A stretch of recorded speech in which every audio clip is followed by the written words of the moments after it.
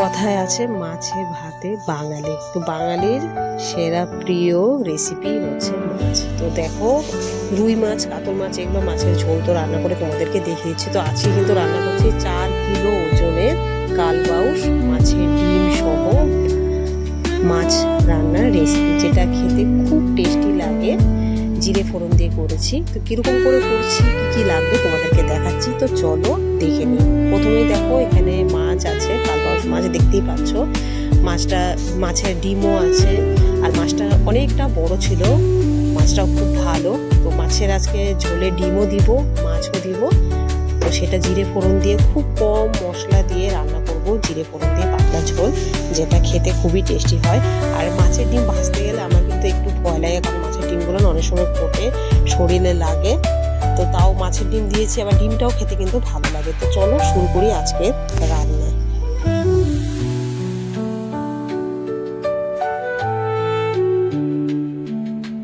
তো সবাই কেমন আছো? Welcome to Rimpa family blog.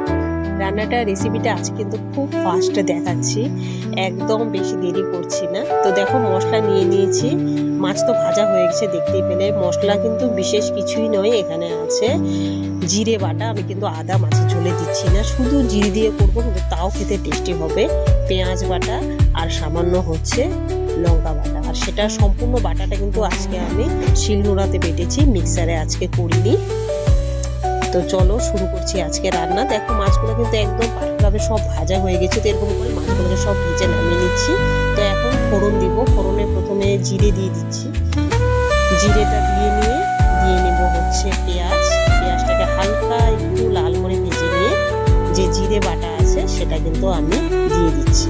জিরেটাকে একটু 5 মিনিটের মতো ভেজে নিব, তাহলে কি হবে, জিরের যে কাঁচা একটা গন্ধ থাকে সেটা থাকবে না।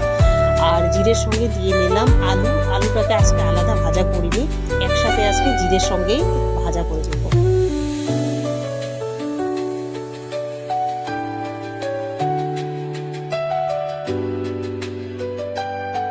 তো জিরে আর আলুটাকে ভেজে নেওয়ার পরে দিয়ে নিচ্ছি পরিমাণ মতো হলুদ, এটাকেও একটু ভেজে নেব।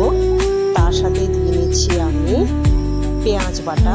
আমি এখানে 2 সাইজের মতন বড় সাইজের পেঁয়াজ নিয়েছি, যেহেতু অন্য কোনো আদার্স মশলা দিচ্ছি না।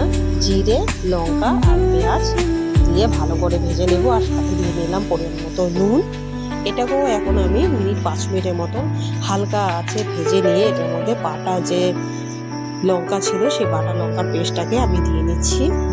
প্রত্যেকটা মশলাকে কিন্তু আমরা যদি কম আঁচ দিয়ে অল্প অল্প করে ভেজে নিয়ে, দেখবে রান্নার টেস্টটা খুব সুন্দর হবে, পাতলা হবে, খেতে খুব দারুণ লাগবে। এখন মশলাটা একটু ভেজে নেওয়ার পরে এই মশলাতে আর তেল না দিয়ে সেই সব রান্নার মতো এটাতেও একটু হাফ বাটি মতো জল দিয়ে নিলাম। এই জলটাই মশলাটাকে কষতেও সাহায্য করবে, আর আমাকে অতিরিক্ত তেলে দিতে হবে না।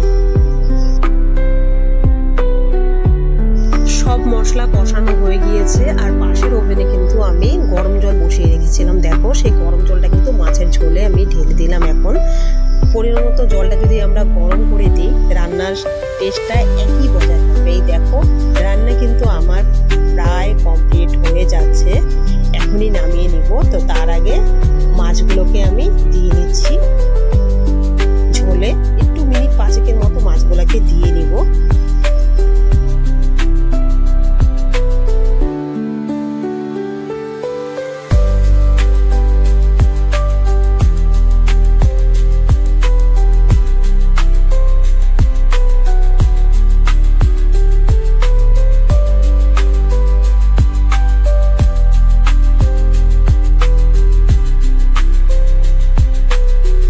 মাছের ঝোল কিন্তু এখন হয়ে গিয়েছে, আর আমি এটাকে নামিয়ে নিচ্ছি।